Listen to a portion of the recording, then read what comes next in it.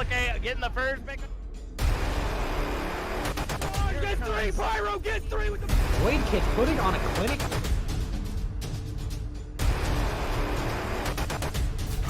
Whole team's down. Oh!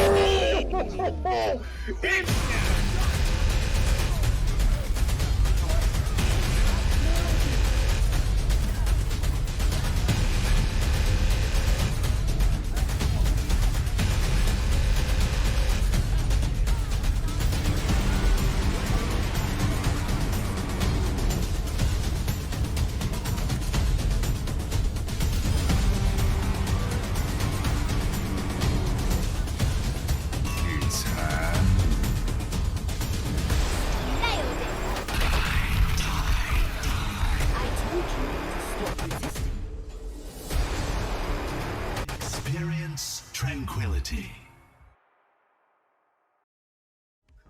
What a lovely time to be sitting here, sitting down, and tuning into the Tranquility stream.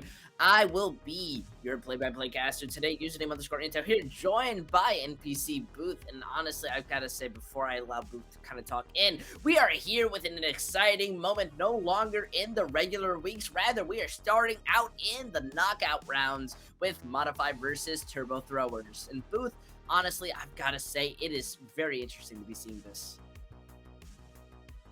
It is definitely interesting to see this. I mean, the great part is, you know, we've got Turbo Throwers and Modify, and it is win or go home. And there's a fun fact that Modify have either blown out or been blown out. It's been a 4-0 or an 0-4 for Modify every step of the way.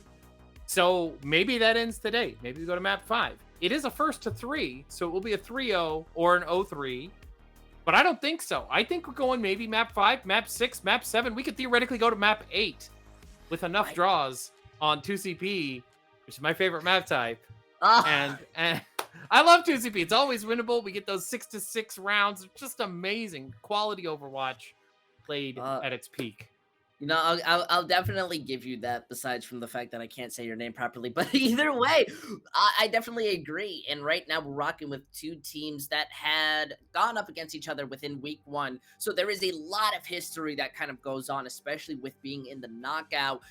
It was Modify being able to take out Turbo Throwers 4-0. So when going into this, I think it's going to matter a lot, especially with the first map being Lijiang Tower, because that's all about control. That's all about taking it. And I think Modify either really want to have that kind of quick 3-0, or Turbo Throwers want to kind of bring it back for themselves. Yeah, I mean, this is the Turbo Throwers redemption arc. Okay, this is where they lost to Modify in week 1 at the very beginning, and then now they've been training, you know, giving it their best with the Rocky montage, and now here they are facing them again in the win or go home knockout stage. This is what it's all about. I'm just excited to be here. I really love to see it. I got my old school Modify shirt, the old logo. I got that. I don't have a Turbo Throwers logo shirt yet, but you know what? They win this, I'll buy a Turbo Thrower shirt. You heard me. Ooh, that's full respects. Definitely love it. You know, I got myself a Tranquility jacket on. They are so comfortable. I just really got to say that. But honestly, I'm more excited to see how these teams want to be trying it out on Lijiang Tower. I think we often talk about just how powerful control can be for a first map to start, but also how underwhelming it could be because sometimes it doesn't set the flow. But how do you feel about that, NPC? Yeah, Lijiang Tower is the most popular control map, more than likely, because I see it all the time. When it's in the map pool, people pick it because it offers that variant style. You can run a rush, you can run a brawl, you can run a poke, you can run a 6-man, you can do what you need to do on this map, whatever your team does best, and you have to play those rock, paper, scissors depending on the map. It looks like we're going to start out on Night Market, which is great because it has that environmental kill area out behind the objective. And then, you know, everybody opts for that Symmetra, quick TP, get up to that high ground, drop in, and he who gets there first controls that point. So in most control maps, it's all about the speed, getting that Lucio, getting that Symmetra, get out there and get there fast. Ooh, I definitely have to agree, and these two different styles are going to matter a lot with how they want to move in. Obviously, the teleporter is going to be allowing them to be able to go on to this point, be a little bit safer than when it comes to anything else, but going into the future, it's going to be hard. Tiger wants to be able to use this Pharah to be able to get a lot of burst damage and wants to be able to try with this slow push, but they're having a lot of issues when it comes to the slow entry route, but that's where Beans is using the Doomfist, being able to punch, almost take out the mech, but it gives them an amazing room to be able to start pushing in. Although without their resources, this is where the Pharah is feeling a little bit more confident, though the front line just doesn't have any room to play. Even the res being canceled out because of the Doomfist punch. Sure, you could try to burst them down, but they're just going to shut down everyone else. Yeah, Gravy Train coming out with that pistol Mercy. You'll love to see it. Definitely taking a page from Whitman's book.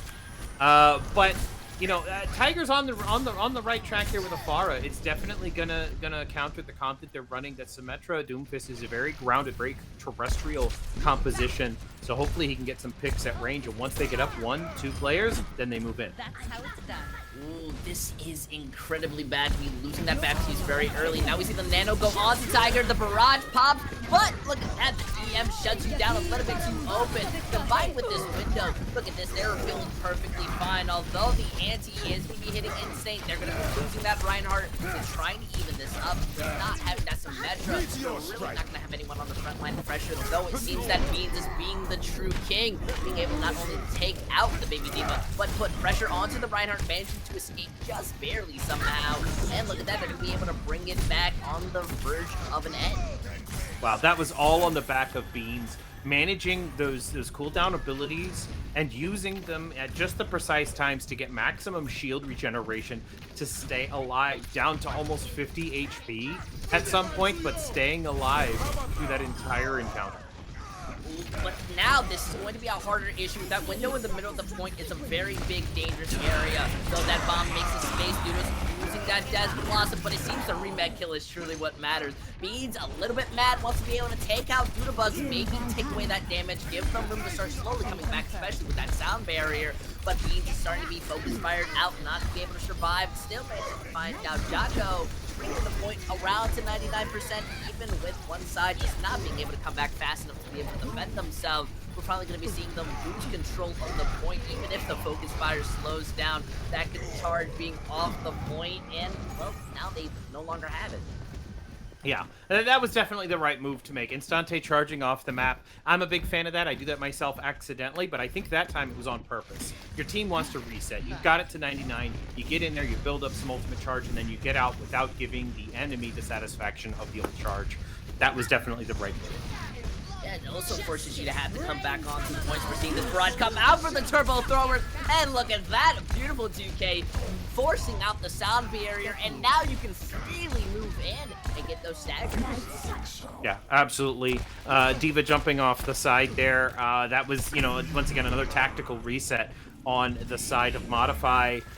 Turbo Throwers definitely looking to use one ultimate at a time here. They do have an Earth Shatter and a bomb coming up. They need to cycle those ultimates just right to get 1 or 2 picks early so they can keep that stagger coming.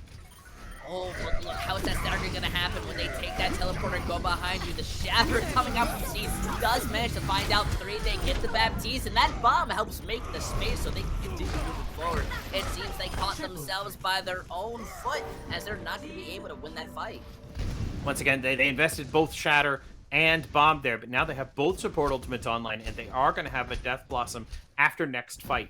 That's their win condition. Now, Whitman in here has a big wall, which is going to help them. They're going to put up that TP, put that wall up to protect them going in, and then they're going to go in from a distance at least. Modify have a lot of room to be able to push in.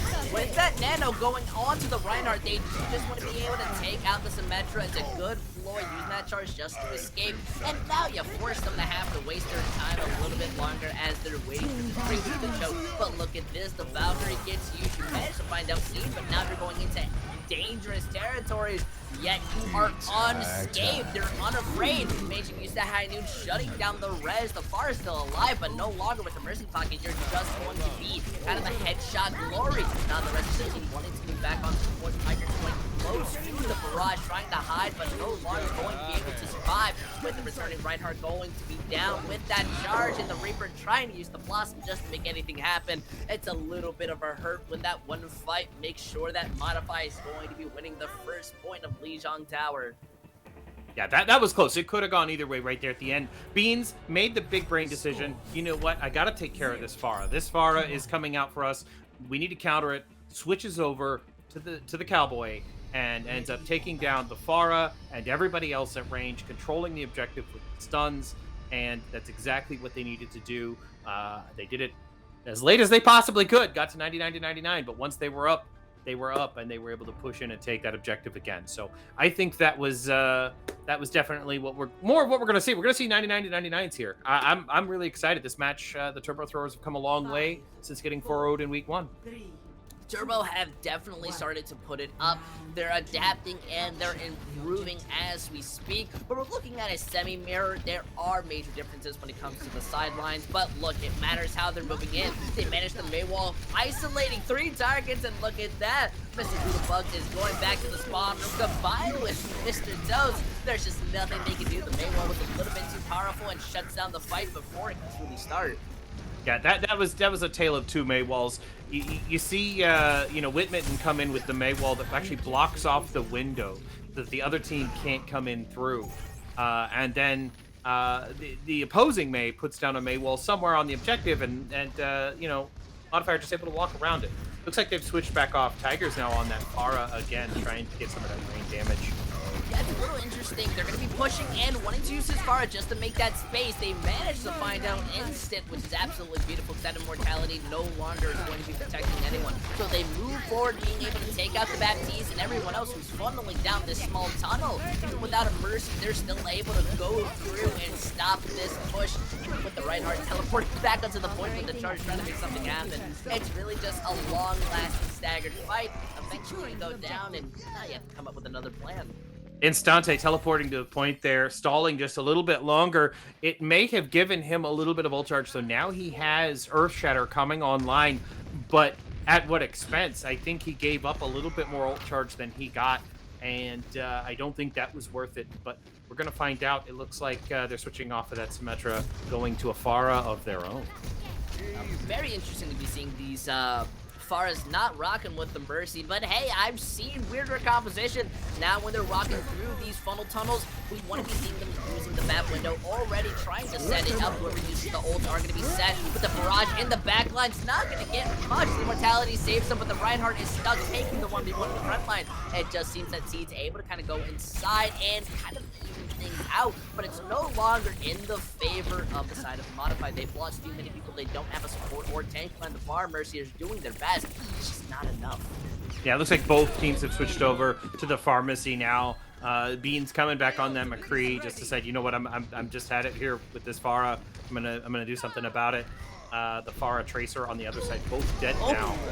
But Beans has awakened, feeling fried and going to make them die. We see Jocko using that Telebayer, trying to make a difference, but it's really not working out too much. They have to pop out that grab just to make a major difference, and it seems that it's just enough for them to take out a couple of the opponents, especially with the surprise bash and that bomb, able to find out Mr. Toast, but honestly, you needed to catch him a little bit more.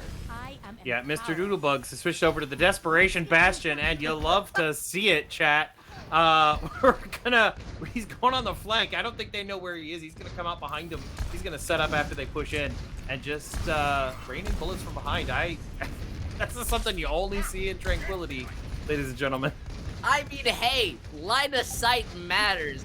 Now we're seeing them split one to try to take any advantage, and it just seems that Wit is not going to have any room to play. The res gets canceled, and they are just bullying Denial. Look at that, not even being able to touch the boy. We're seeing Turbo Throwers, not throwing necessarily, but bringing it back. Yeah, definitely. We were here 100 to 36. This round went a lot faster than the last round. It was all about composition switching. I loved what they did there. They switched to the Pharah, they switched to the Symmetra, they switched off, they switched this. They come out, they see what the other team is doing, and they made the switches necessary. It looks like Mr. Doodlebugs might actually be starting out here on the Bastion. And Maybe that's what they've learned. They played an entire season in Tranquility since they faced Modify last, and they're like, you know what? Bastion, this is the way to go. This is Harmony tier. Let's run Bastion, guys. Listen, my heart cannot survive seeing a Bastion walk out. It's just something so chaotic you never truly expected. But what I'm expecting to see is this Junkrat taking full control over the point, especially with this rotation. They now know where Turbo are walking into. The Reinhardt being split, Seed is struggling with that immortality, allowing them to move back. Instant does get charged out. Tiger able to finish them off. They may have lost their D.Va back, but with their Ryan still being alive, they have so much to be able to move in with their shield. Sure, this Junkrat's going to be putting in a lot of pressure, but there's just not much to do yet. Jocko's going to be found out. Everyone else is now moving in. They're able to find out Beans, the true threat of this entire fight, besides from Wit. Now with this charge, they're looking to make things out, but it just seems Wit's being able to find out these small stagger picks. Seed wanting to try and escape, but honestly is being chased out. The respawns are still in favor as we see Instant return to the fight, and now Turbos are going to be the ones that have made the disadvantage until we see Seed going on the flank, being able to find out too that Riptide from Wit not going to have much, and just everybody on the side of Modify not being able to focus fire, and eventually all down to the chaoticness of Turbo. Man, I was not even sure who was gonna come out on top of that match. It was so back and forth. We got the Junkrat and the Symmetra. Now Beans switching off the Symmetra back onto the Cowboy, and we had to take care of the Echo, the flying hero here. Tiger is just a menace up in the sky, but Doodlebug's on the Reaper now, causing massive damage. So we're seeing a lot of damage coming out of both of these teams, and it's coming down to the tank difference here, and they're just trying to outposition each other. I don't know how much of a tank difference it takes for Beans just to be able to find two people. And then Instant walks into the enemy team, hits that 3K shatter, weakens them enough to where the entirety of their team are just walking cleanly forward. And it seems that they just have the confidence to really make these mistakes and enable Beans to be able to win. Yeah, just give Beans enough space on that Cowboy hero. Already 93% to a Deadeye. We're gonna see that. We're gonna see Beans maybe do something a little cheeky here. Maybe it's a zoning Deadeye. We don't know. But hey, I'm looking forward to it.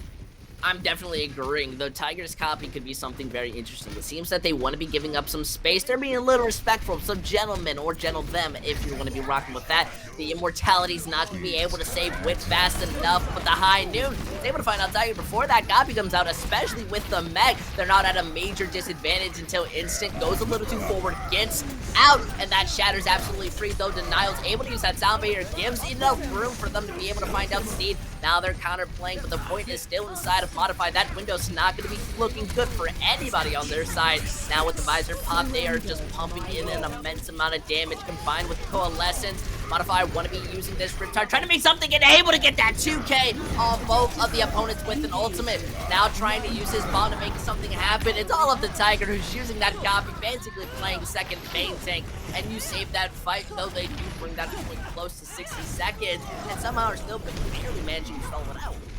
Yeah, that was a fantastic sound barrier by Denial. You know, saving his D.Va at least temporarily from being pinned by the Reinhardt.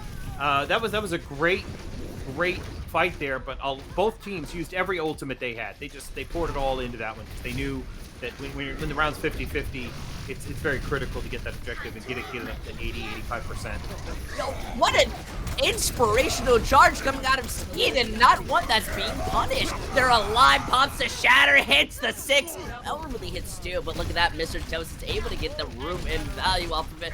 Though Wit is being able to move forward, and Junkrat is one of the most annoying heroes to let live, because look, you're walking in, you're able to take out the baby D.Va, and everyone else who's just kind of stuck and split, they're open to get that shatter, and the Junkrat splitting you up. Though Jocko's doing an amazing job just being healed in that bomb, wanting to make a difference. They're able to find out Grab. Now the Reinhardt doesn't really have any abilities to really save themselves, does manage to find out the opposite of Polar. The high noon is there, the BM is not, and Tiger's gonna be found. Looks like the they're not going to be able to manage to take them out, but Beans is still alive, eventually be taken out. Doodles being able to find out that Riptide is absolutely beautiful. Now the advantage is still somewhat in the between area, as Instant is too scared to walk forward and use their hammer. They're having to use so much of the shield until that Coalescence gets invested. Now pumping that damage combined with the Sound Barrier, they now have full room to continue moving forward. Modify now struggling, and another bomb being popped. Sure, the Sound Barrier is there, but there is just nothing to be able to sustain them through. They're just managing to find them out, not only with the remake kill, but just the focus fire. Tiger with the copy again that he used at kind of the end of the last fight. Now going to be able to secure this fight, and look at this. Turbo Throwers securing the win on Lijiang Towers and showing themselves to not want to repeat mistakes. Yeah. I mean, Turbo Throwers already up 1-0 here. Definitely showing Modify, hey, we've grown since the last time we played. We're here to show you, the new and improved Turbo Throwers, which is it's hard to say because they're obviously called the Turbo Throwers. I really I don't know. I really thought that that Steed was having an NPC moment there with that charge in and the shatter, but it worked. It stalled out just long enough to get it to 99, and then was able to get back to the point by the time that fight was going, and earned another shatter during that fight, which was just a celebration shatter at that point. But it's a fantastic map all around from both of these teams, getting 99 to 99, going all three maps. I can't wait to see what we come up with next. 2CP is my favorite map type. We could be seeing a 3-3, a 6-6. I want to see it. Let's bring it. My goodness, you're so hopeful, and I think I brought my lozenges, my throat lozenges. I think you're 100% in the right to be feeling this, because honestly, that match is absolutely insane. Seeing Turbo playing a lot more aggressively, kind of outpacing Modify at times, was absolutely beautiful. We often saw Modify not being able to focus fire the same targets, and with Turbo playing at such an increasing pace as the match went on, I think that's really what matters to show them, and they're kind of proving, hey, we're a different team. So when going into a 2CP map, especially one like Temple of Anubis, how do you outpace something when it's just a spam map? On Temple of Anubis, there's a lot of routes you could take. There's left, there's cover, you go right on attack, you go up to that high ground. It's all about countering what your opponent is doing, and that's what both of these teams have been doing this entire time. They see the Pharah, they counter the Pharah. They see the McCree, they counter the McCree. They do what they have to do. And I love it. I love every minute of it. We've seen a lot of spammy compositions coming out of Modify so far with the Junkrat and the Symmetra. We're going to see more of that on Anubis. I'm sure of it, especially on point 2. We're going to see a lot of spammy defense because point 2 is perfect for that. Point A, it's anybody's game. I mean, you're definitely right. Pharah v Pharah technically is a counter as long as you're the better Pharah. Echo, I think, is a counter to the enemy Pharah, if you want to go flying heroes. Yeah, Echo is by far one of the best counters when it comes, just because you're basically as fast as a Guardian Angel Mercy, and we all know how annoying that can be, though I'm wondering to see how much I'm gonna call them ego plays, where you just have the full confidence just to move in and take it. How many ego plays are we gonna be seeing from Turbo? And that's one right there, possibly. Oh yeah, for sure. For sure. Turbo and Tiger specifically coming out on those on the Echo. Whitman on the Pharah, Tiger on the Echo. He recognizes, okay, Modify is going to be pulling out the Pharah. I've got to pull out a flying character that's also a counter to Pharah, and that's the way to go.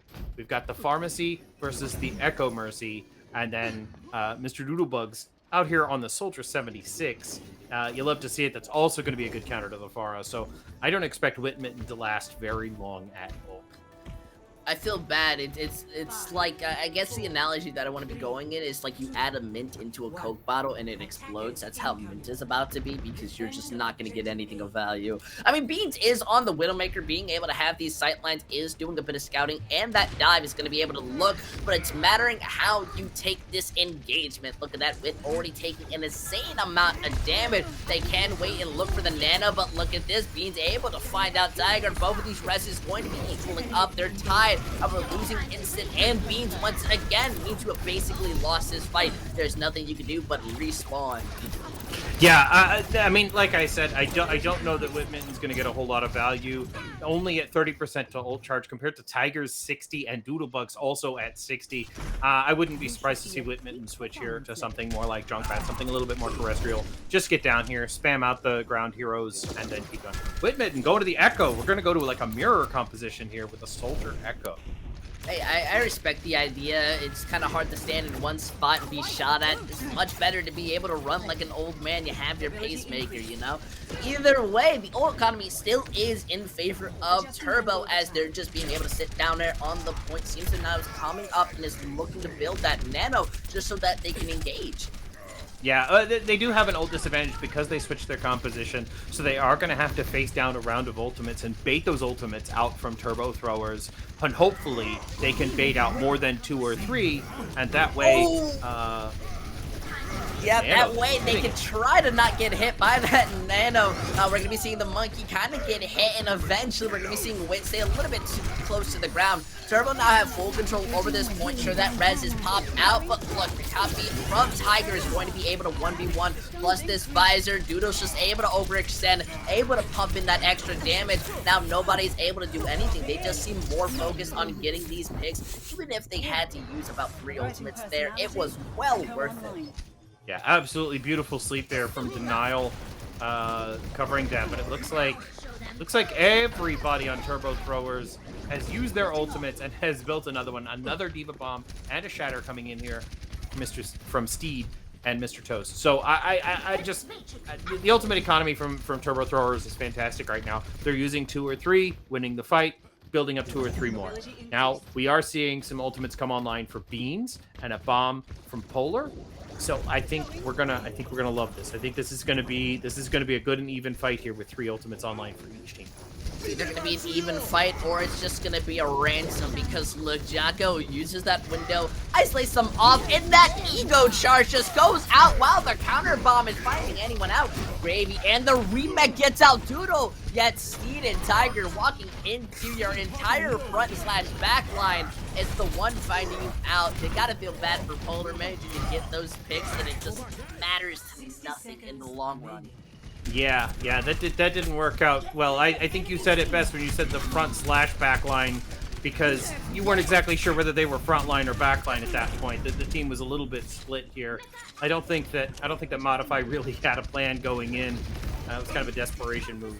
Yeah, I don't really think they're still rocking a plan too much. They lose Denial very early. Not having that res is going to mean a lot. So this is where their plan comes in. They have the Primal Seams that Mr. wants to be able to move in. Doesn't have that bomb's going to lose it. The Shatter pops out combined with the Visor. It just seems this is where Modify finally exploit their weaknesses and are finding them out. That 3K being the most valuable on the point, combined with a Nano Mage.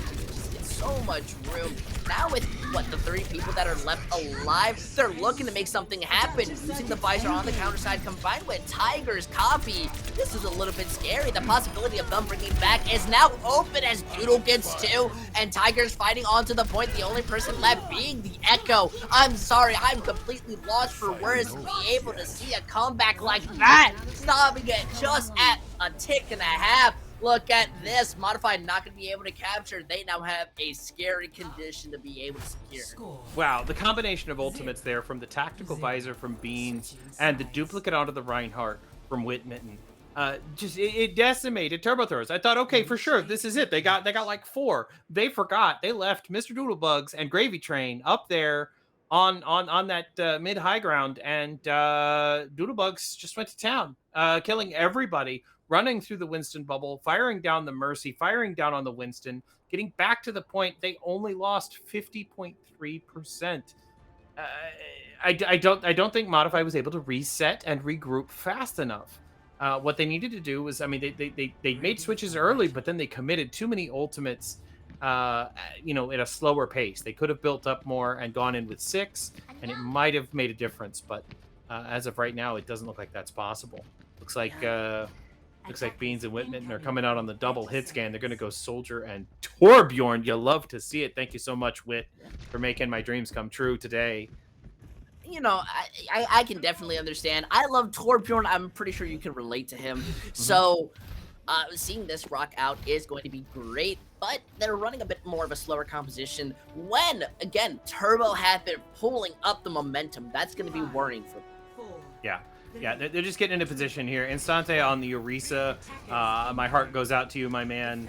But you know, we got Tiger on this Echo, just gonna rain in those sticky bombs, and it's gonna be a little ugly. But we got the double hit game to take care of it. So as long as Echo can stay within cover, I think she'll be okay. They make a nice rotation, and Tiger's already being found out, but it's just barely being able to survive and waste their resources. The big issue is that Seed no longer has a shield and is going to be struggling to move forward. As we already see these pools, want to be able to find them out. A lot of resources are going into just staying alive, but this is where the speed boot goes, and they find out the Baptiste. Though Mr. Toast does get traded out, the Torp Turret's not going to stay alive just to be able to help. This is where they put pressure, wanting to figure out where the Soldier 76 is going to be rotating and where finding. They're now trying to isolate them out, trying to make them make mistakes, and look at that, with gone, this now opens the point up a little bit more. They do lose Sudo, losing that front line pressure, and Beans is able to find out Jocko, so now the rest of the team can't really escape, and Beans is just truly living up to the name, I'm guessing, because they're just able to deep fry everybody. Oh, I like the deep fried beans. So let's. I mean, I thought that for sure Turbo Throwers were gonna have that again there. You know, they got the Echo out in the back line doing some work, but Beans was able to get around into position, get into a better position, and just outflank the team. Whitmitten missed the Torbjorn turret throw. It ended up falling to low ground, not getting much value, but Whitmitten has switched over to the Reaper to try to deal a little bit more with the tank line coming out of Steed and Mr. Toast. Maybe if he can get in there and cause some disruption, he can do a little bit more. But they've still got 2 minutes on the clock to only get half of point A. There's a lot of room to kind of adapt. You see them already switching their composition. Though that Bongo finds them in a beautiful spot, managing to pump in that damage. Though the shield is able to eat up a considerable amount, they do find Tiger with it. That's going to slow down their push. They need to go in as a 6, but now it's basically a 5. And really, the DPS are basically being by themselves. Mr. going to be found out, just not be able to rotate. Now they're completely split, wanting to make something happen here. It seems they take the high ground. Gravy does have the Coalescence just to help if they fall into a pinch. Now with this charge being kind of bold and dodge, Wit is feeling fine just being able to move in. There are 3 ultimates against the 1. The Thara's gone. They need to find something here. Yeah, Steed definitely a fan of that shift key. Charging in, trying to get that 1 pick. It's a high risk, high reward. I know better than most. I'm uniquely qualified to talk about charging off the map. But it looks like Modify know exactly what they're doing here. They're rotating, taking a high ground across. They can't give up too much space, but they got to give a little bit to let Turbo Throwers get themselves out of position. We see Tiger come out with the copy and the Coalescence plus Sound Bear. They're looking to make an ult fest just to try to make this a winnable fight. They pop that bomb, being able to break out the immortality, but the Visor's on the high ground, uncontested, freely able to shoot down, and the bomb finds 2! Combined with Beans just dropping down, what are you gonna do? Yeah, that was just every ultimate that they had. Now we're rezzing Whitmitten here on the Reaper because he has the Death Blossom. If we can get that a little bit in the back line, if you could just be right on top of them and pick out 1 or 2 supports with that Death Blossom, you're going to end up winning this fight for Modify real fast. Steed coming in, the only one with an ultimate, Steed with an Earth Shatter, and Mr. Doodlebugs is going to have a barrage any minute. If they give Whitmitten the room to play, he's gonna make it. We see the Blossom come out, slept, and he not shut down. Who woke him up? That's a punishable offense by death because we see the Shatter come out and it's going to be able to take out the Reaper. Now that barrage is going to be punished as you directly do it in front of the D.Va. You're going to be shut down. The rest of your team now looking to do much. That Bongo's not going to be able to survive, just like the Orisa combined with the Window. They're just stuck to split apart to be able to get too much room out of it. Though we do see Bean still alive, being able to find out the Reinhardt now, but Tiger is here, kind of making the difference at a tiny sense. They do get the res onto the D.Va, but the Reinhardt is now back, being able to get that Remix Slam. slam. Not killed, though. The immortality is going to be helping out, though, that anti. It's a messy fight. Now the Nano plus Valkyrie. This is giving Turbo's room to be able to push, plus that bomb shatter. They built that fast, and they built it in time because the only person coming back is instant. And a Wrecking Ball on this type of point is just not enough to be able to full stall it until the entirety of your team can come back. So we're already seeing kind of the pressure come in. The Soldier wanted to do their best, immediately gets punished. Now with that first hit going to the second, we're not even going to see the Sombra be able to touch,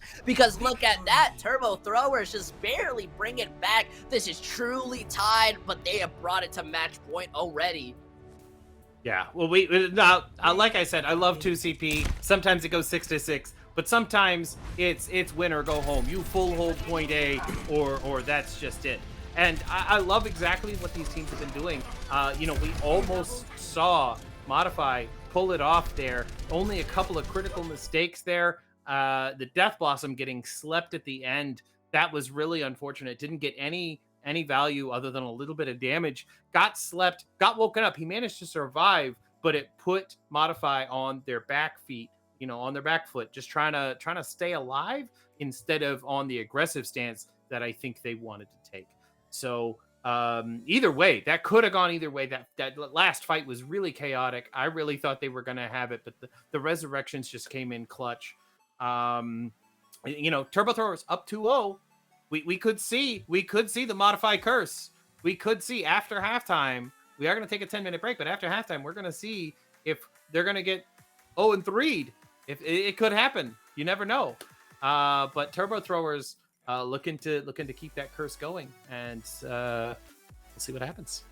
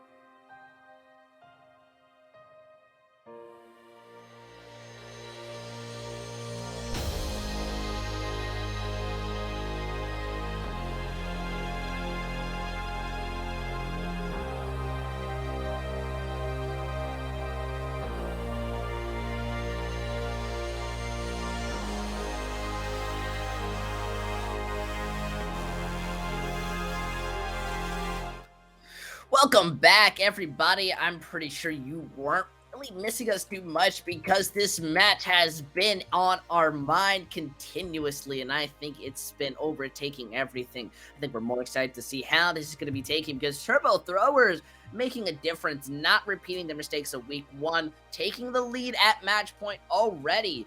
And now we're going out to Eichenwald. NPC, I think we're looking at another Pharah map here.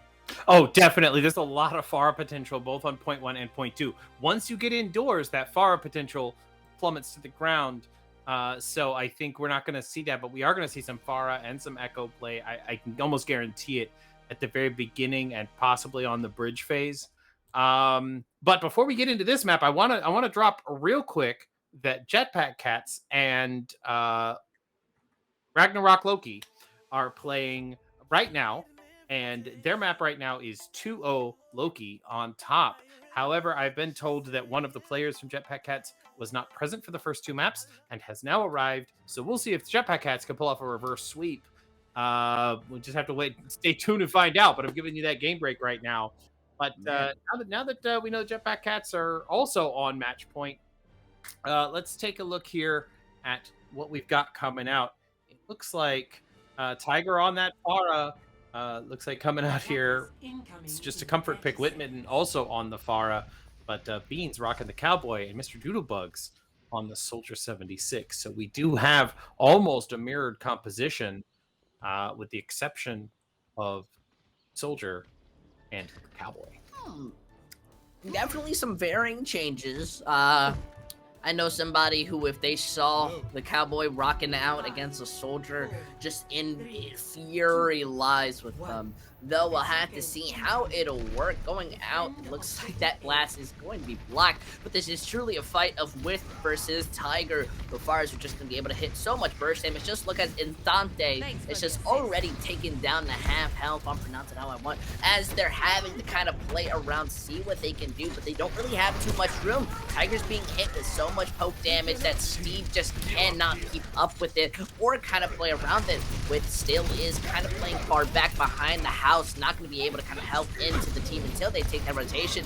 And look at this, Tiger's inside the backline, breaks the immortality, and is focusing down the Baptiste, though they've lost their Mercy. Now you've lost your aerial support, though Beans falls off the map. So really, what are you going to do about it? The entirety of Turbo have just made you die. Yeah, when you're talking about the difference between the Cowboy and the Soldier, it all comes down to accuracy. If you have better aim, then you go with the Cowboy because you can 1, 2, 3 tap anybody. But if you're like me and you need a little bit of practice with that aim and you're still a little shaky, the Soldier is definitely the way to go. You can just pump in that spam damage to shields or to just about any hero and just melt them down to quantity of them. Look at that, the counter shatters are coming out, but it just seems that Turbos are going to be struggling to find room with it. The window on the side of Modify lasts for a lot longer, and they get the res out. You've got to be feeling great. Tiger wants to be able to do as much as they can, but look at this. Beans is in the kitchen, and it's the only thing that's canned right now. Yeah, Beans definitely coming back, making a statement.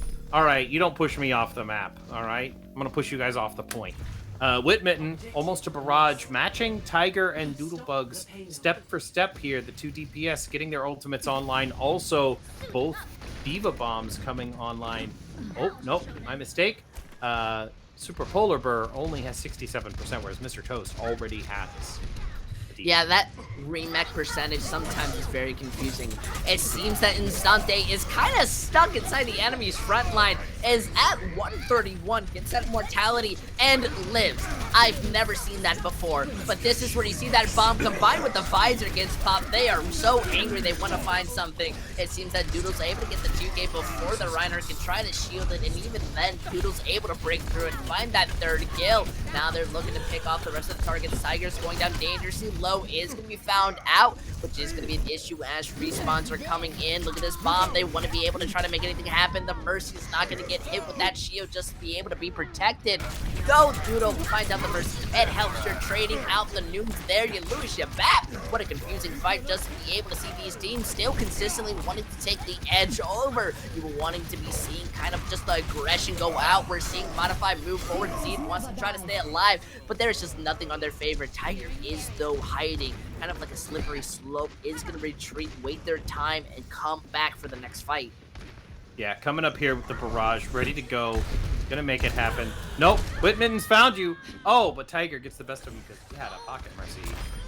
Yeah, but you just lost your own Mercy. So really, it's kind of just an even trade. We see the barrage come out from Tigers, not going to get too much room though. Jacob is able to follow up on it just by playing the game. Now with these windows being invested at different angles inside, it just seems that Polar is the one who's going to be thriving off of them.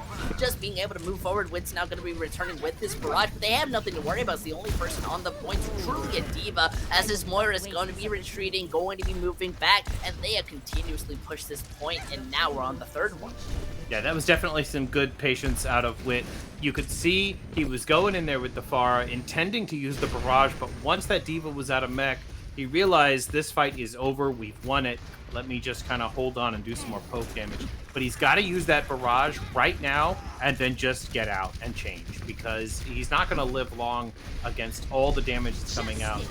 Yeah, but look at that, the barrage comes, though it does seem Jocko is able to shut it down, but you have got to be sniffing so much Copium to still run out with the Pharah. Confident with the res, you throw the bomb, it does get shielded, you lose Jocko, and now the Reinhardt's sitting there thinking, where did I go wrong? The rest of the ultimates are just going to be popped to try to shut them down, and while their bomb is on the point, the Visor wants to be trying to find out anybody, especially that baby diva who's just toggling around, and it seems that they're just freely able to escape. Now with Beats using the high noon hot, just gonna be able to almost find out Tiger, eventually pick him off. That shatter coming up from Steed's not gonna have much follow-up, and now they're looking to try to make anything happen. You just need one pick to continue moving forward, but the immortality is gonna keep somebody alive, and it's not gonna be the one who used it. Though the res brings them back, and Instante is gonna be able to move forward, they gotta be worrying for the Tracer. That charge trying to find you out, but you've got the moves. Though Tigers aren't initially that fast, and they're going to be able to cap this point with 2 minutes and 55 seconds. That barrage, despite dying from it, it's exactly what Modify needed there.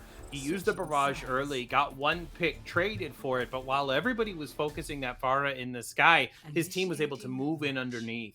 And now that when they were up 2 or 3 kills, they decided to go ahead and res that Pharah just to have some point presence, rain in that damage as the defenders are coming back from spawn.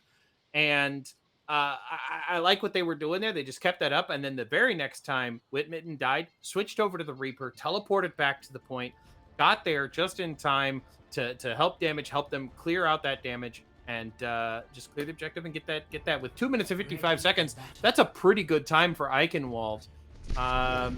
So we're gonna see what Modify can come up with on defense, running a Pharah and Beans on the Hanzo. Okay, oh, what are they let's cooking? Go. We're gonna. Okay, listen. All right, they like playing with us. This is why you never acknowledge players. We give them love, come on, and they break our hearts. Though, the possibility of seeing Turbo rock out on this may be a difference, but the momentum right here possibly changing. Yeah, definitely. Seeing the Echo Tracer composition, Echo again without a Mercy. Looks like that's what they're gonna come out as. I mean, hey, the Zen is viable. It takes a lot of damage. It is squishy, but hey, Discords are a must, and I think they're rocking a blue skin. They're on your team, not mine. Though this is now where we're going to be seeing them dive in. They want to be moving against, force that double shield, or rather the Orisa not to have any space. And it seems they're continuously moving forward, forcing out that immortality, but eventually they're going to be losing Steed. Now they're losing their hit start, but they trade out by getting the main tank on the opposite side. And yet you forgot about Bean. Is still getting that peel and managing to survive with the help of Wit, and they lose their mech, but they're still being able to have combined Focus Fire to take you out. Nobody on the side of Turbo are really going to be able to have any long-term help besides from just kind of being there. Sure, Jocko managed to find out Wit, and Jocko manages to find out Polar, and then they come back and get 2. I'm sorry, I have to apologize there because I'm a flat-out liar. Wow, Beans was playing so smart there, playing inside that cover, playing smart, getting a pick, going back, healing up, coming back out, and then just got out of position, went left out for the cart, went to go contest the objective, and ended up getting caught out by the attacking respawns. So we're seeing Turbo Throwers pull out a really great 6-man dive, and hopefully this high ground positioning that Modify are taking is a better defensible position against a dive, because they're not all going to be able to get up there. But that Zenyatta and that Moira are going to stay down on the ground. isolating their healers.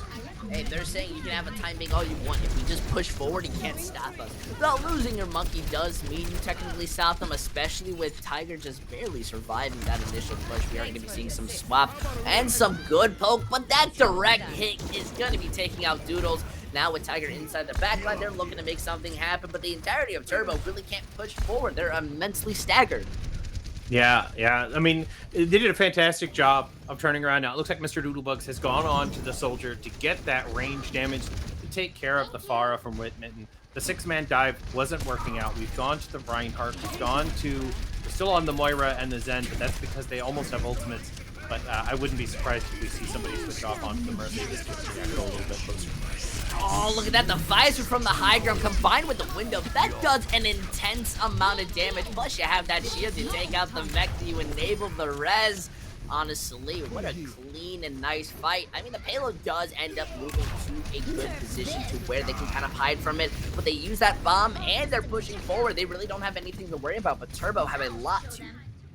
Yeah, we did see Jacob use that Transcendence and has switched over to the Lucio, which is something you would see a little bit more common, especially with the Reinhardt composition. So we're sticking to Lucio and Moira because Moira has that Coalescence online, but I'm unsure how it's going to pair with any of the other abilities with the heroes at the moment. Doodlebug's getting 2. Hey, Doodle's wanting to be the new Beans, I guess. Putting in that damage, helping to take out that Orisa, and that bomb being used solely to just remech. We're seeing Answer just focusing on pushing this payload. Tiger is using that copy just to find out any stagger picks on top of this high ground. Is messing around, but is taking an insane amount of damage. Though with the help of Jocko, you're able to take out the Baptiste and move forward with Coalescence. You're able to help take out the rest of the people who thought they could contest you. Now with the point just barely at the moment, we see the shield comp just slowly break down, and look at this. They may not have too much of a better time bank, but that's still 4 minutes and 20 seconds to attempt to push it. Yeah, this is turning into quite the map. After watching Anubis go to just 50% of objective A, and now we're seeing at least a 2-3 right now coming out of both of these teams, just blazing fast attack speeds. We could be seeing a 2-minute time bank here in just a few minutes. Although they lose out 2 of their biggest players, the res comes in. Within's gonna be feeling great, so now they have to just come back. They're gonna be making some swaps and changes. Yeah, it looks like Instante's on that comfort pick Reinhardt. Beans still on that Soldier, got that tack visor right now. We have a wall coming out of Delirious. Modify have almost all their ultimates. They've got 4 of 6, and also Turbo Throwers have 4 of 6 on the way. So we are going to see a bunch of ultimates committed this fight right here, I think. But I like the window. You slow this down. This is at most a fight of time bank, but using those support abilities, that's gonna hurt, because guess who's moving in like a speedy train? The Diva Bomb that pumps out the sound barrier, the visor that's looking to make the difference, finds out with who's kind of too high in the air. The shield broken, not gonna help. Now that counter bomb able to find out 3, evening things out. Beans may not find much, but that's more than enough to help them survive. Plus with the res on Instante, really, what do you gotta be worrying about? The entirety of Turbo just gotta feel so terrible right now, especially with the stagger. Yeah, staggering that baby Diva. You hate to see it, chat, but looks like it's still gonna happen. I was kind of concerned there with that zoning window coming out of Modify, but it looks like they know exactly what they're doing. Turbo Throwers managed to push in there, but didn't get a whole lot of value thanks to Super Polar Bear's bomb. This is a deep fried Beans moment, and I mean, I can't really tell the pure color of Beans' skin. Pretty sure it's a Soul Dynasty. It should be a Fusion, the better team. But hey, it's working out in their favor. Now knocking this time bank down, we're gonna be seeing Turbos not have any room to be able to kind of have a long-term sustain. They really have to cap this at all with the time, because that's what you're rocking with. But look at this, Delirious using this window. They have to rotate just to play aside. The Shatter goes out, able to find out too, and they push forward. See, trying to do their best to be able to survive, especially when you find out Instante. Now you just move forward. You have the Shatter, the Maze in your backline, but you're able to protect your Zen now with this bomb thrown out just to be able to try and make something happen. The entirety or the majority or less of the side of Modify are going to be struggling. But He's looking for this keep Earth moving Shatter. forward. They are looking for it, but the Valkyrie is going to be helping to sustain. Look, as the fight continues to move forward, their shields go low. Doesn't get it, but the shield breaks Steed, and Beans moving forward, taking you out and taking you to dinner. Wow. You know what? I've been the victim of that, thinking that shield's going to break any second now, and I'm going to press Q at the exact instant it breaks, and it lasts just a hair longer. But that's really all they needed. Beans was able to say, you know what? Their shield is down. Our shield is down. I'm going to pop that tack visor, and I'm going to clean them up. Modify say it can't end like this. Can't end like this. So Modify has got Turbo Throwers down to under a minute. Hey, they're feeling confident. That was an amazing hold, and now you have Wit with the Blizzard. Plus that amazing Maywall finding out the Reinhardt who's stuck in the Windows LOS. He also wins out the 1v1, which helps amazingly.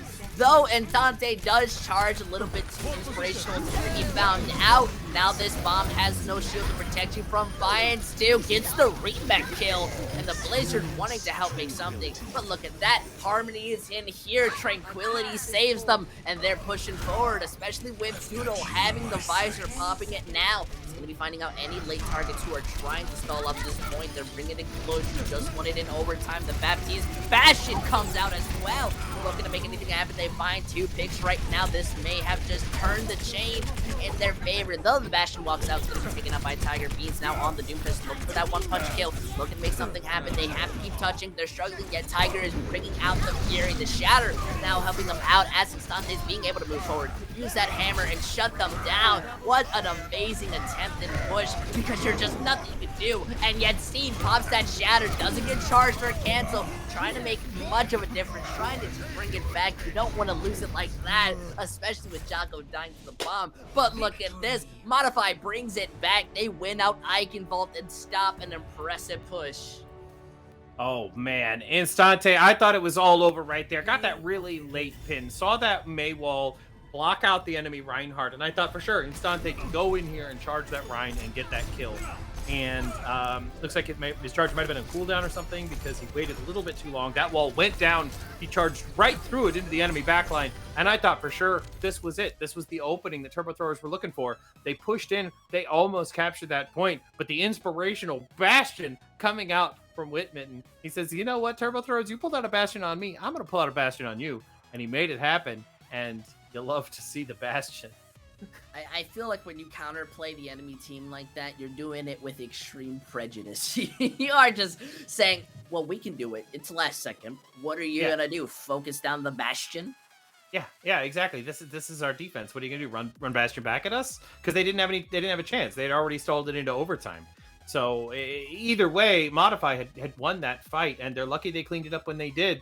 But keeping things alive, it's up 2-1 Modify. This is actually turning into a great game here.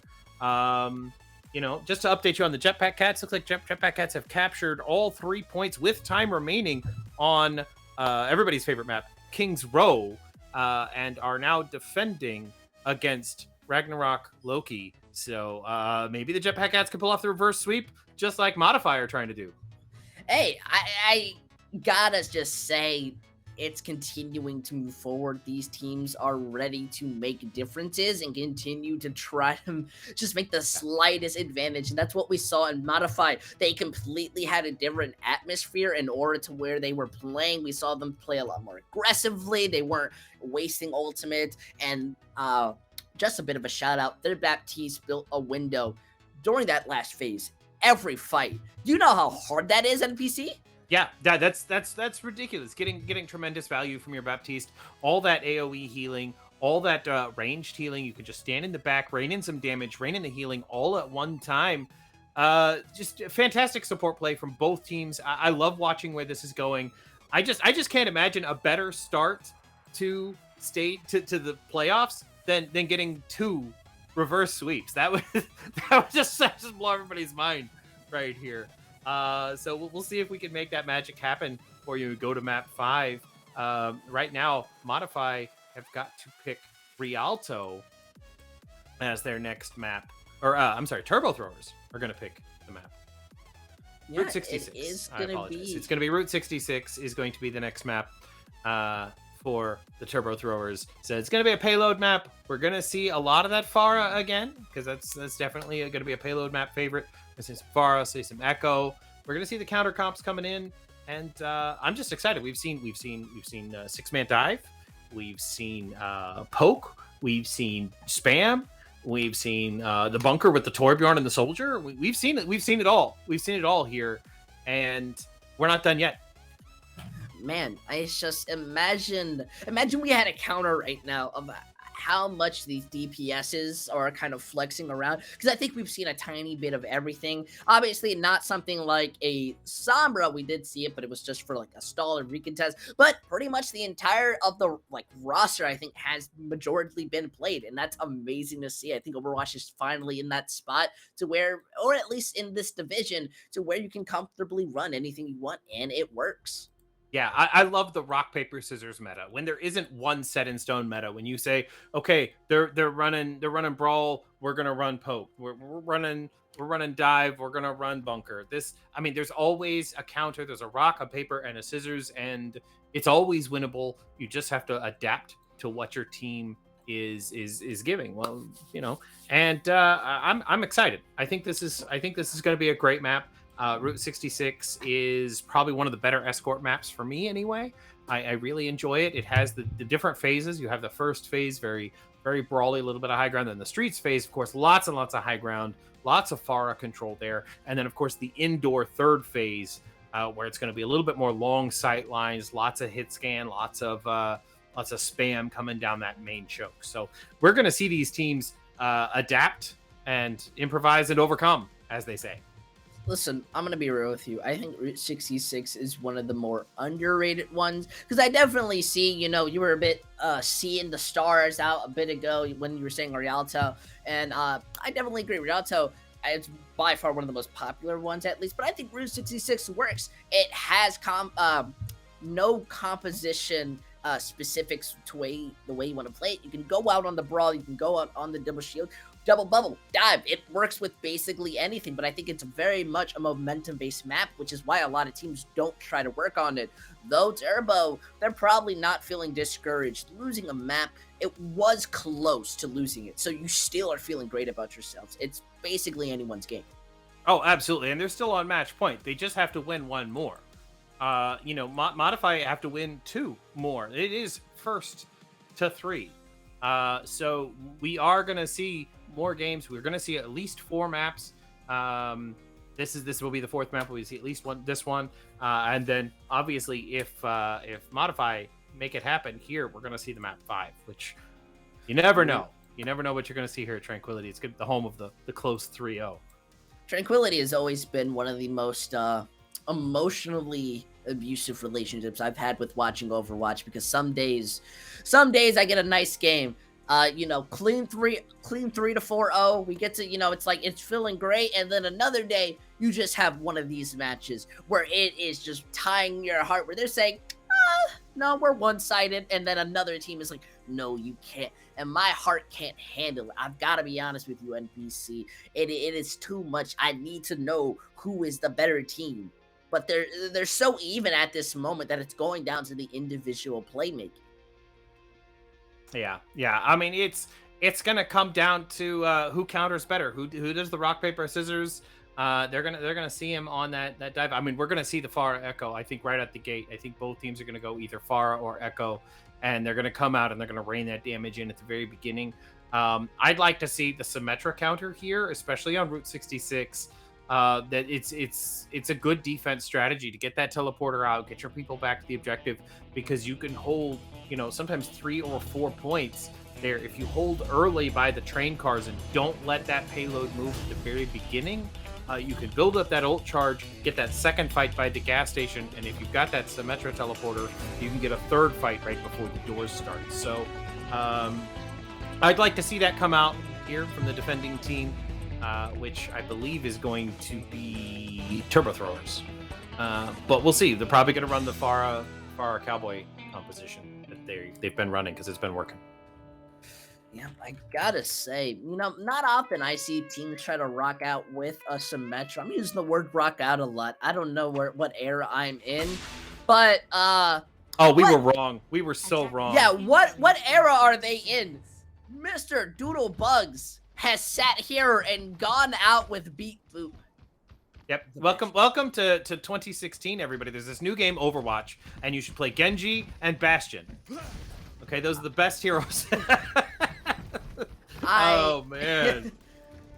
My goodness, I'm at a loss for words, and they're not even walking out with like a double shield to try to protect it. They are confident with this. Yeah. It might work out here. Whitman on the Pharah, he is going to have the Mercy, so the Bastion is going to have a little advantage. Looks like they're switching up. They're switching up already.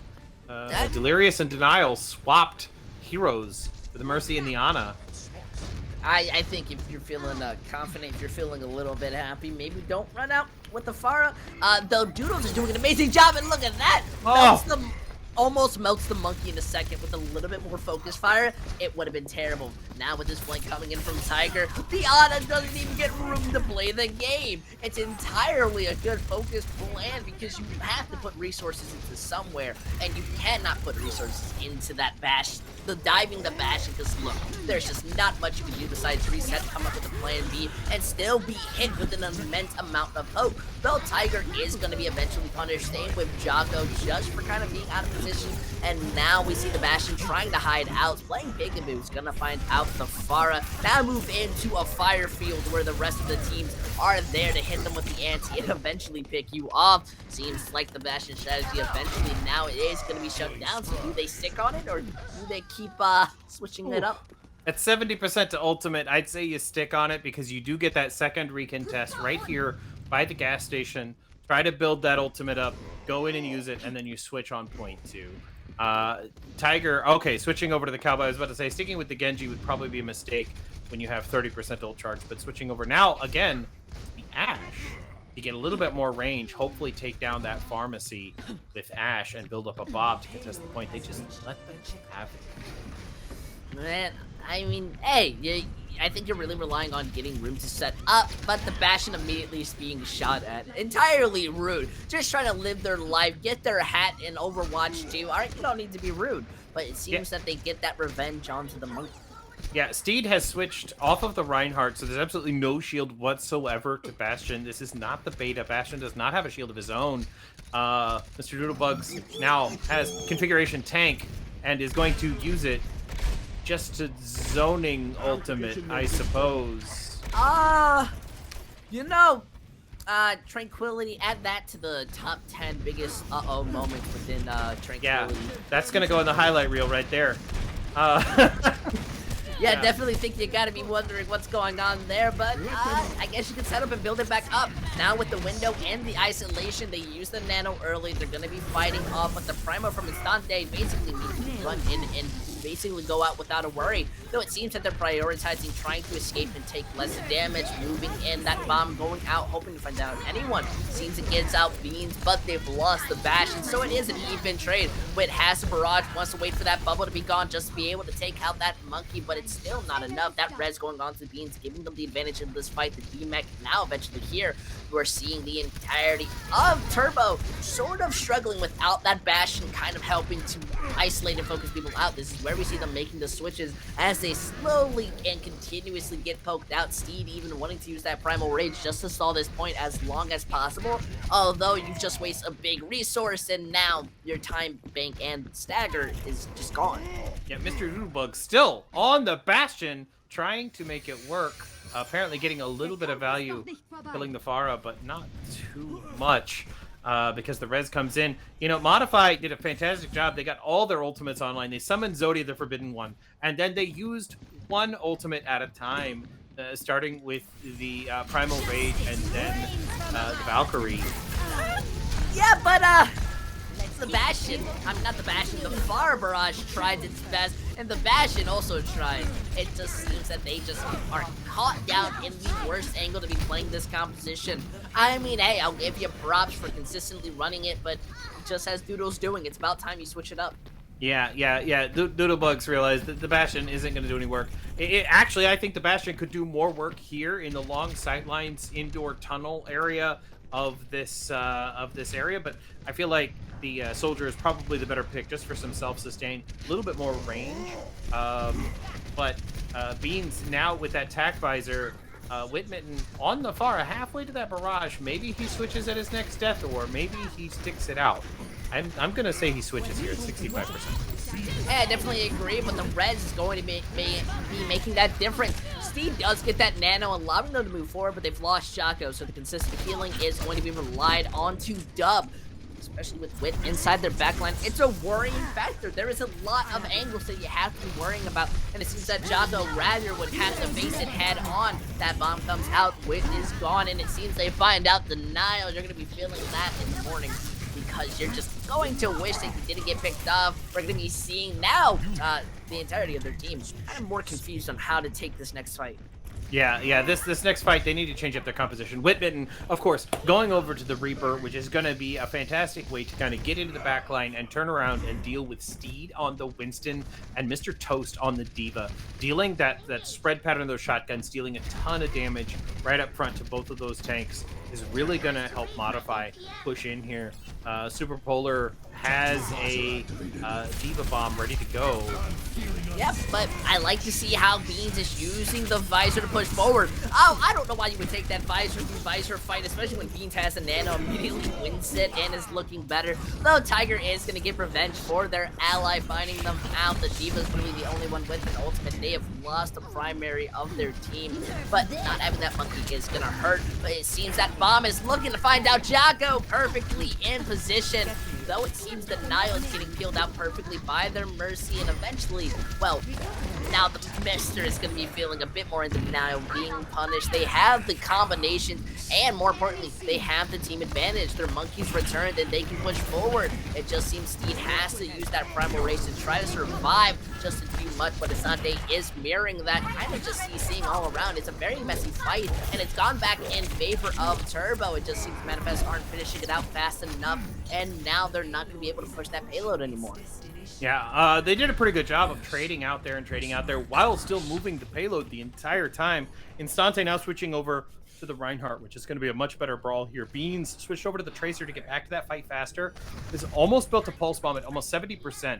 So Beans, I think, is going to stick with the Tracer a little bit longer to try to get in that backline and harass the Zenyatta. Jacob now holding on to his Transcendence, waiting for just the right moment. But Mr. Toast looking down the hallway with a D.Va bomb ready to go. This could really go into anyone's favor right now. And, hey, inspirational support line coming out from Manifest. I've got to say, we see this in our comp games not often out, but the Valk is going to be their basically main healing. They're using it for that damage boost and to be able to push forward, but they're having to worry about the ultimates on the opposite side. Tiger has his Death Blossom ready to pop it out. Beast does build it up, but look at this, going to be falling down. The Transcendence saving the side of Turbo, and Steed's able to push forward without a fear. They still have a bunch of ultimates. That Pulse Bomb going out. It's going to be able to find out too. This Fade pushed them in their favor. It's only 13 seconds on the clock, but as long as Beans stays alive, they're going to be able to come back fast enough. But Beans can only do so much when it comes to a game. This is where the Lucio bring the Lucios, trying to stick a lot of manages to get that touch. Now the Reaper coming in immediately getting picked out. The bomb being used. You're not going to be able to do anything, especially with that visor now focusing you out. I gotta say, an impressive and close attempt. Beans gotta do a bit more. All right, come on, not enough, as I like to say. Yeah, as impressive as that momentum was coming into that third stage, I really thought Modify could just take it all the way. But you know, it looked like they just had too many swaps at the wrong time. Bean switches over to the Tracer, almost gets an ultimate, comes in with the Pulse Bomb, gets both supports, but after the fight was lost, and you hate to see it because you know, it just wasn't enough. They killed both supports, but they just respawned right there real close, and your team is a million miles away back here at the general store. So you know, shout out to Turbo Throwers for making those switches and making that happen, because Bastion clearly wasn't working due to bugs. But we'll see what happens. We are running that Symmetra on defense. I said before, I think it's a viable strategy here, and it looks like Beans is running it with their teleporter all the way back to spawn. Maybe. I don't know. Looks like Intel is gone, and I'll be here by myself just for a little bit. And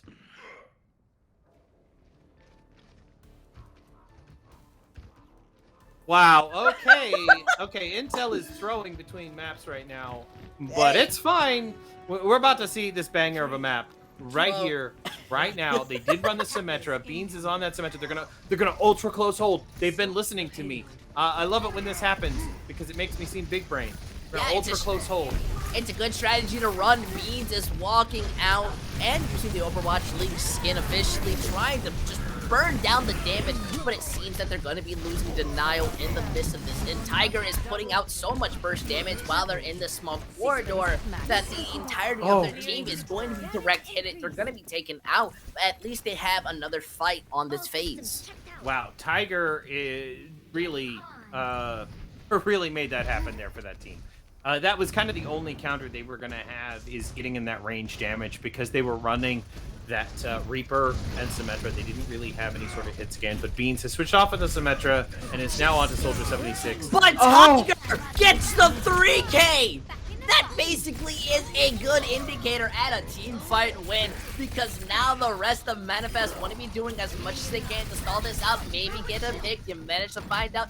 Modify, you're 100% right. I don't even know what I said. Don't even worry about me. I'm the guy who DC'd by on purpose, alright? Okay, that you know what? It looks like Turbo Throwers are not DCing at all right now. They have just been in dominant control of this payload the entire time. Modify finally coming in, looking for one last ditch touch here, but aren't going to find a whole lot of value against all the ultimates Turbo Throwers have built up. Yep, they're trying to find anything, but the ult economy plus the fire and staggers are just not on Manifest's side. They're even going back to peel for Jocko, who got dangerously low by the Reaper, using that bomb to make sure nobody can touch. And look at that. They used a lot, but they built more. Going to be able to come back into this next phase with around 4 minutes. Yeah, you know what? Completing this first part of the map, and maybe even the second part of the map in record-breaking time, is no indication of a clear victory. They just proved that just 2 minutes ago when we saw Modify on the attack, just pushing the payload non-stop all the way through the section, and you know, coming to a halt there in the third. But because they didn't complete it all the way, they don't have that same luxury. They need to make some stops right here, right now, and start taking time off the clock. Does seem that Polar helps to get 2 picks, and they use that Shatter, possibly just wanting to find somebody out, but it just seemed more of a time waster, as they're not going to be able to start moving in.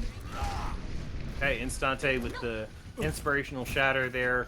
Didn't quite land the pin the way he was hoping to, but still definitely pushed them off of the cart. But you know, Tiger with that flank Pharah here on that flank, looking for that barrage with that Pocket Mercy, ready to go. Gonna pop up behind, get 1, maybe 2, and then hits his head. His rocket jump. That was unfortunate. Going on to the flank, and it seems that they haven't noticed. Wit does go down dangerously low, but they're just going to keep moving forward, as Dory said. Now with the split, they're going to be using that visor, pushing forward, being able to find out anyone who's not behind a shield, and that monkey can only do so much if you manage to find out Wit, and Jocko's looking to pick off Bean, but they're still alive, and they're still feeling fine. Wit is eventually going to go down, and they're using that Valkyrie as a good engagement tool, but Sneed is still inside their backline. Picks out Devilis, and now the entirety of Manifest are going to make some confusing picks because they do get that res, and that does help. But really, what are you going to be doing? You're now having that stagger. The barrage comes out from Tiger, being able to find Beans, and you're still kind of in this messy terrain where you're wanting something. That Mercy almost goes down, but the Anti and Death Blossom really just force everybody off the point. Jocko wanting to do the best. That pulse bomb's perfect, manages to hit out with, and the 3K! It's truly what ends the fight, bringing it in Turbo's favor. That was an incredibly sloppy fight from both teams.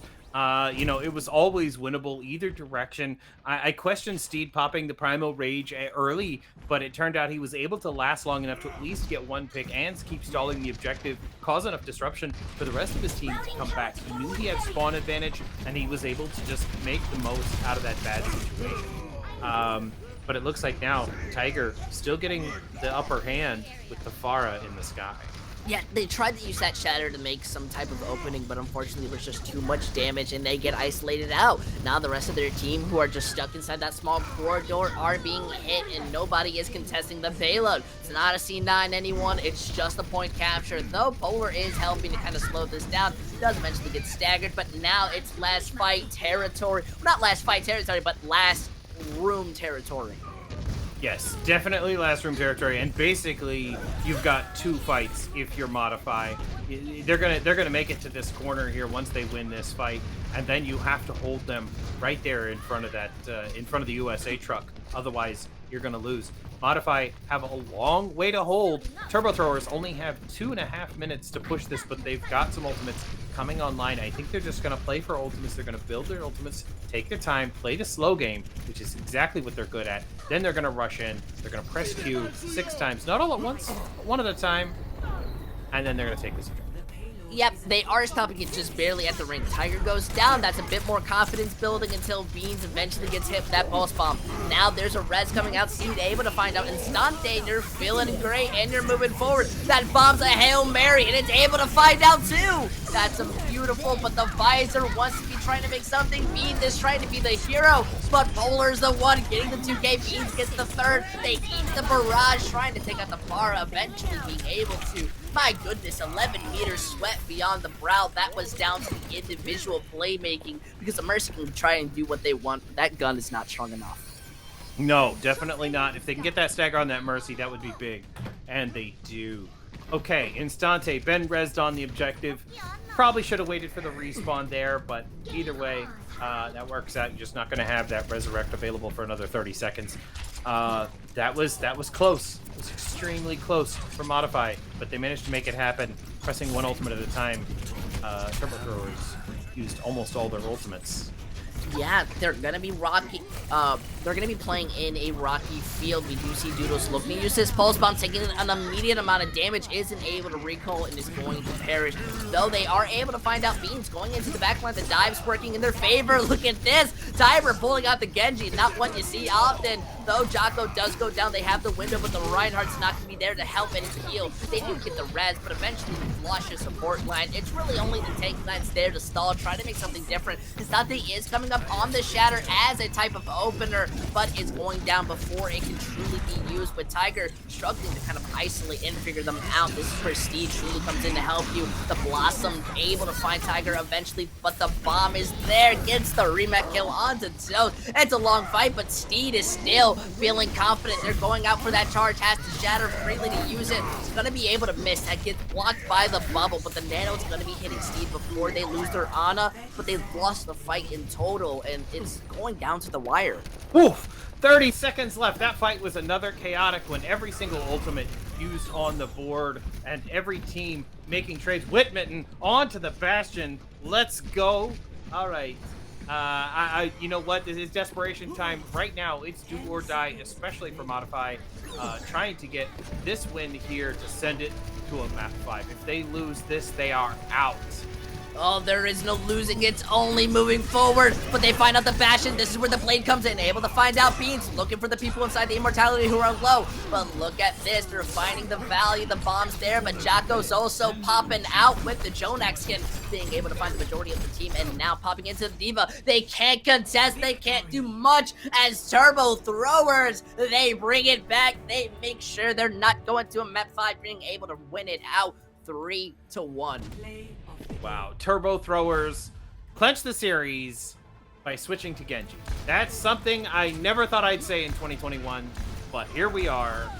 That was a fight all the way from the beginning. This map couldn't have been closer. The 3-1 for Turbo Throwers. The curse has been lifted off of Modify. Unfortunately, they were on the other end of it. They were not able to keep their sweep streak alive. But Turbo Throwers, congratulations being the underdogs coming into this, losing to Modify in map 1, and then taking off those ankle weights and saying, you know what, now you see me at my full power, and coming back and just, the redemption arc here is super strong for Turbo Throwers. And like I said, they won this. Now I have to buy a Turbo Thrower shirt. I have to do it. Yeah, 100% have to. And this is a familiar story that we've seen. A team that wasn't always kind of the best or top one is starting to bring it back and is showing their true colors in the knockout stage. I think we've seen this before. We possibly have some future champions or potential ones, I'd like to say, more than anything. But honestly, when it comes down to the individual play, when it comes down to the, I think when kind of the MVP, I want to give my love to a bit more to Jocko. I think Jocko absolutely cracked it out throughout the entire series. Oh, absolutely. Jocko made some fantastic plays. I gotta hand it to Steed. I just love the inspirational charges and the earth shatters. As a main tank player myself, I feel that. I feel that need to press that shift button, go in there and do some damage. And when you have support in your backline in there, just keeping you alive, there's no better feeling in the world than going in there and being out of position, and you know you're out of position, but you're staying alive and you're making plays and making space for your DPS. There's just no better feeling out there. That was just a fantastic series overall. I am kind of keeping an eye on the Jetpack Cats match. Right now, it looks like Jetpack Cats are attempting the reverse sweep. They are down 2-1 against Ragnarok Loki. However, they did stop Loki just short on Route 66, basically the exact same percentage we just saw coming out of Modify and Turbo Throwers. It's so funny to see such similar games, but they're still continuing over. Honestly, I've got to say, I am more than impressed with the series and how these teams have been moving forward. It's truly the thing of what Tranquility survives and thrives off of, and that's really what you're working on. I'm wondering, though, how would you continue moving forward with that? Especially because at least it's a good momentum builder. Yeah, I mean, you got to come into the momentum like this. If you're 3-1 coming up over Modify, you're an underdog. You were the 9th seed and you took down the 8th seed. You've got momentum. You're like, all right, you're feeling yourselves. You can do this. You fought so hard to get here, and now going into the bracket, going up after a feature match like this one, they're definitely making a statement, and I think they're going to be feeling themselves. They're going to be ready to go, and then I'm going to put their shirt on, and it's going to give them even more power. Oh, I can feel it inside them. They're sitting there in their call. They're screaming. They're going, yeah, and that NPC. Have you ever felt that moment? Truly? Oh, not really. No. I may be the 3-time back All-Star, but I've never actually. Yeah, no, I guess that's not true. I was a semifinalist in the playoffs, second place back 2 times. Anyway, so that's I've been there, but it's been a while, and definitely not on a team as coordinated as we saw tonight. These teams were playing at the top of their game almost the entire way, with the exception of the weird Bastion pick at the beginning. But we don't want to talk about that. That's ancient history. I feel like this is good. We may end up making some coverage here of the Jetpack Cats match. Jetpack Cats looking to push it and capture that second objective and push into the third. And if they can make that happen here in the next 3 minutes, we'll be able to just hop on over to their match and watch the tiebreaker. It'll be 2-2. And if Jetpack Cats can complete the reverse sweep, I'd love to be able to see that and make that happen. Ooh, I definitely agree. So let's go ahead and take a quick break. And if the Jetpack Cats end up clinching this, we're gonna hop into their match and we're gonna watch the last match. It's gonna be a control map. If the Jetpack Cats can take this, let's hope that they can, just so that we can see more Overwatch. I love a good map 5, and this is my opportunity to see the map 5 we missed out on tonight.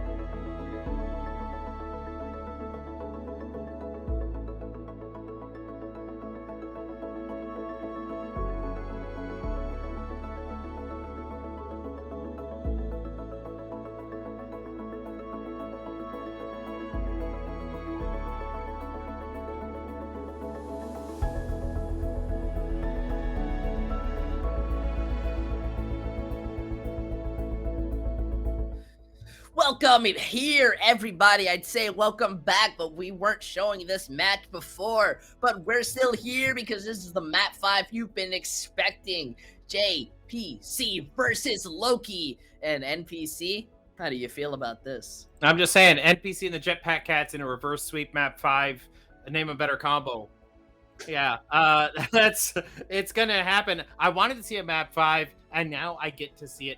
And the best part about this whole set right here is that the loser of this match, this is a higher seed game, so this is double elimination. So the loser of this match actually gets to face the Turbo Throwers we just saw defeat Modify, and the winner will have to go on and face the Koala Kings. Ooh, and I'm not gonna have any bias here. Obviously, wearing my marsupial jersey. Sure, I may have retired as their social media manager, but my love is still there. Either way, we're rocking on Busan. We're sitting here, and NPC, can we talk about the stakes for a second? Because we don't have much time to do it, but there is a lot on the line right now. Oh yeah, absolutely. Now, there's a little bit less on the line than our previous match because this is double elimination. You do get that second life. For playing well in the stage 1 and stage 2, you get that higher seed. You get that better game. You get to get in the higher seed, which means you have an extra life in the double elimination. So these teams have already proven why they deserve to be here in the playoffs. They're not fighting for their lives, but they're fighting for their second life. And the longer you can hold on to that second life, the better chance you're going to have of making it to the winner's bracket. When you get into the semifinals and you lose, you can go down there and take on that third place team and win your way back into the finals. Ooh, it means so much just making sure that you can push forward, especially because that means you'll end up facing the team that we just casted over, and that's going to mean a lot. Though Mecha Base, truly the scariest of all maps to start on because, well, it's all brawl. Yep, all brawl all the time. The May walls are going to be huge here. I'd like to see it. We are coming out Goose on the Symmetra. That's going to be awesome. They're going to get out there first. They're going to get to point. They're going to May wall somebody out, and we're going to see which team gets the first pick. That's who's going to take control of that objective. Yep, they're looking to rock forward as we see that Maywell being able to isolate, but they're perfectly able to escape. Both of these just looking to kind of make some room, make some areas, but Paintball goes a little bit too far out. That Maywell looking to isolate them out, and they have to use zero mortality to be able to save themselves. Meek is trying their best to be able to save Pinball, but they're just too far out, and eventually they're going to lose their mech, though. It looks like TW is going to be losing their life with the Baby Diva inside their backline. It's still anyone's game, though, with Jose just kind of dangerously low, dropping down to the point, trying to make something happen. It seems that you're slowly going to be melted down, and now Loathsome King is going to help take you out. Wow, Loki was playing the slow game there, and it paid off big. Jetpack Cats using their Maywalls offensively to try to catch somebody out, isolate someone, and take them down. And, Loki was just using their walls kind of defensively. When they got into a bad position, they were using the wall to separate themselves, give themselves some breathing room, heal back up. And now that has paid off because now they've got ultimates coming into this. It looks like, oh, what a block. It looks like they tried to use that shatter, though Meek does get charged and eventually taken out. The high noon, it just gets blocked by everything possible. Now they're moving in, they have the window, but they're basically going to ignore it. They want to be able to take out the May, who's standing there, freely able to escape, though. Kind of got the moves like Jagger blinded, being found out they're using that Sound Mayor because they don't have Meek just yet, because they're coming back to have to sit pumping in that damage.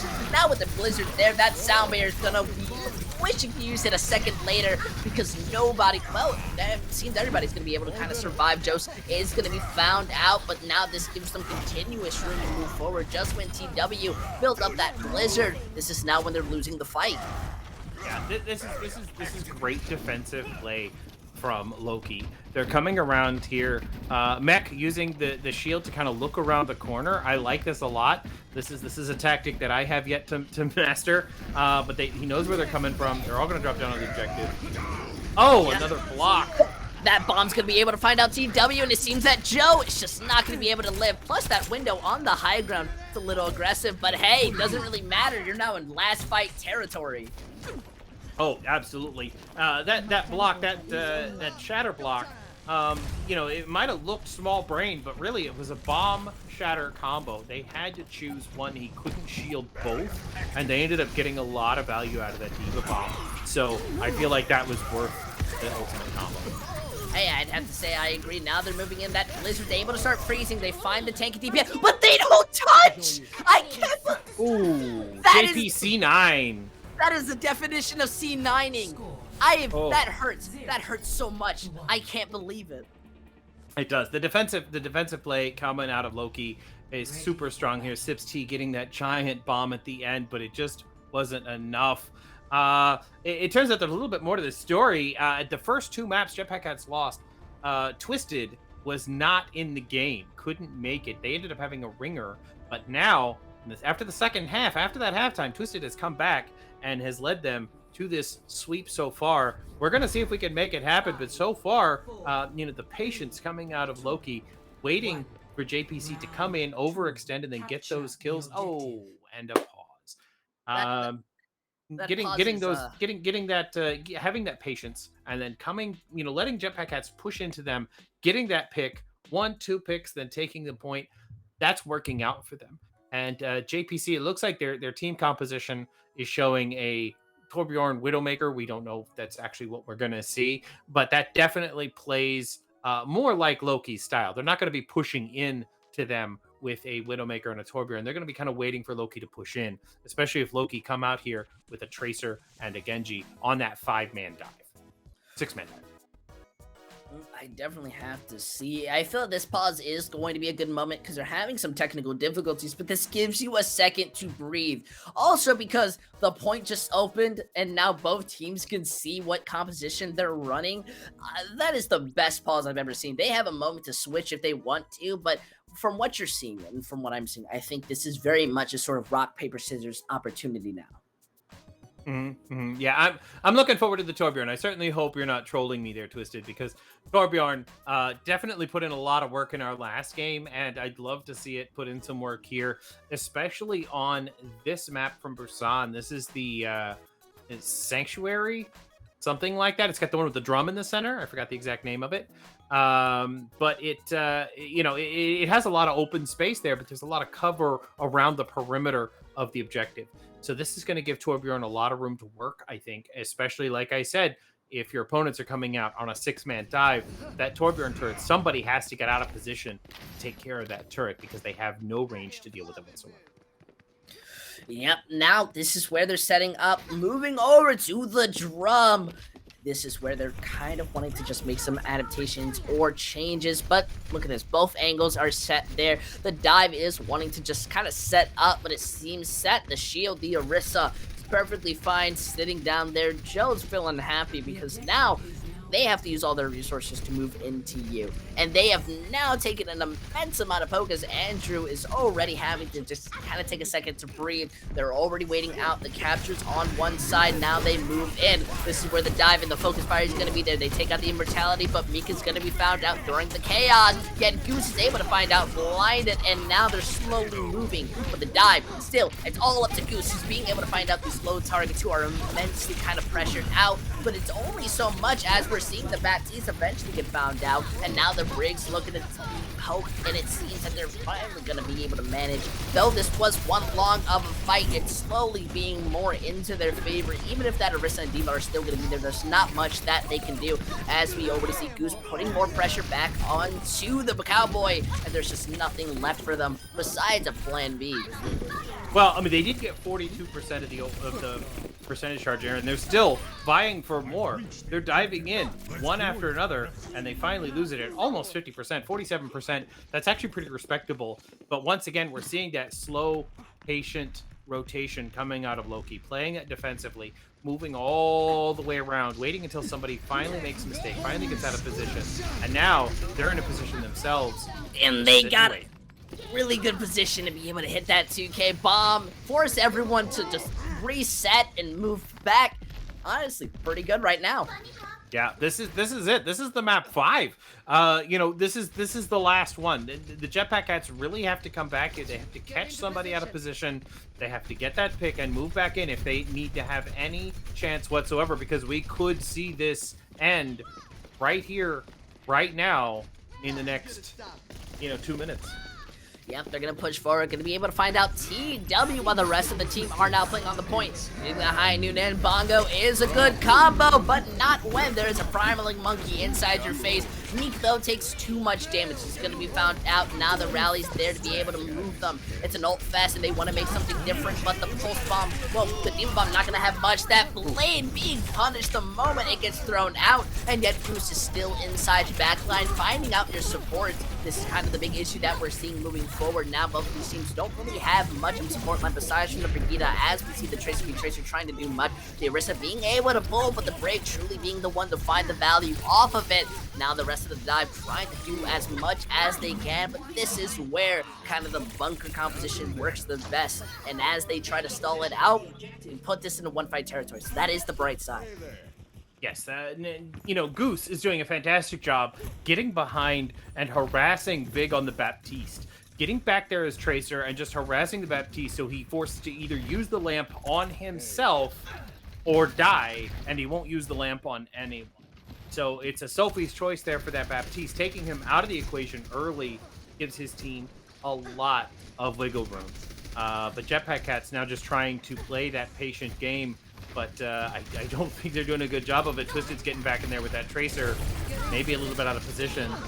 Yep, looking to put in that immense poke. They find the Break, who truly was the big issue for TW, as they're now being able to take out Merc. But the Genji's there, Angie doing a nice job of poking them out. Who's having issues as that immortality was there, keeping them alive, but is able to find them out. Now the sound barrier, that doesn't really stop you from being able to move forward, especially when the Bongo's there. That bomb manages to find the Genji, and you get that remix. So hey, you bring it down to a 99-99 scenario. Your team's coming back, and TW is going to be able to find out their Moira. They're losing supports, and behind it is going to the fight with the Doomfist, getting that one-shot punch onto the mech, doesn't able to finish, and eventually going to go down. It just seems that the advantage is not going in their favor as Goose and Meek are finding the picks. Now the bomb being placed, it's there, but it doesn't manage to find out Joe, who's just barely being able to play the wrecking ball and kind of hide around, stopping it from flipping a millisecond in, though Meek is kind of helping to push forward, and that window isn't going to get too much room as the Baptiste has gone down. They've now lost the opportunity to truly long-term hold it, because everyone who can is now picked off. Blinded and the Lucio are doing as much as they can, but they're slowly getting picked off. Just staying on top of the Bongo is really just the most obvious spot that you can do, as we see them be stuck up there and eventually picked off. It is the D.Va being the last one who can kind of hold this out for as long as possible, but look at that, it's already gone. And now they don't have any ultimates to try to fight this. They've made an entire comp switch. Yeah, and 91%, they do have time to regroup. The players that died last were Lucio and D.Va. D.Va's got some boosters and Lucio's got some speed. They can come back in here at 99, get that touch, and yeah, but here's the Blade finds the Lucio and really stops you from speed boosting it. Now with Blinded being big, we're seeing Jetpack Cats having a major disadvantage. Joe not going to be able to help out the team. Goose may be hacked, but what follow-up is there to be able to take you out? Duck, Goose, and you've been in, as that Pulse Bomb's going to help to take out the mech and eventually the baby D.Va. It looks like Ragnarok are going to be the true victors. Truly, what is a better series of a map 5 with Jetpack Cat? Yeah, that was insane. Loki pulled out this very, very patient comp and just kind of waited. Even though they were on a 6-man dive, they made a rotation, they played it patient, and they waited for the Jetpack Cats to extend into them, and then they were able to dive past the front line and take out the back line early in every single fight.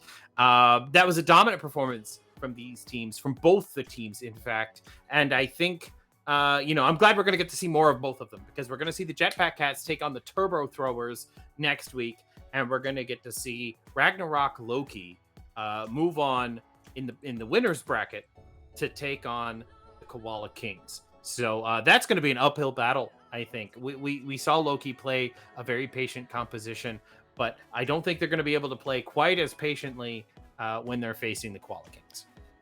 Yeah, just to flex the Tranquility merch, I don't have the muscles, but I've got the if you can see it somewhat. Yeah. There you go. Yeah.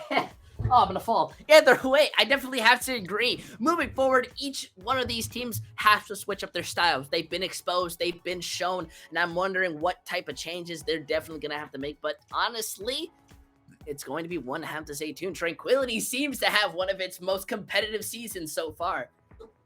Yeah, that's definitely been a banger of a match, especially in Harmony tier. A lot of times we see a lot of one-sided matches coming out of Harmony tiers, but as we move into the playoffs, we see that the teams that deserve to get here, and they all deserve to be here, and we're seeing fantastic matches. And I can't believe we actually got to see 5 maps tonight. I am so grateful to have seen this. Thank you to all the teams that have participated so far, and thank you to everybody who's watching and earning those channel points.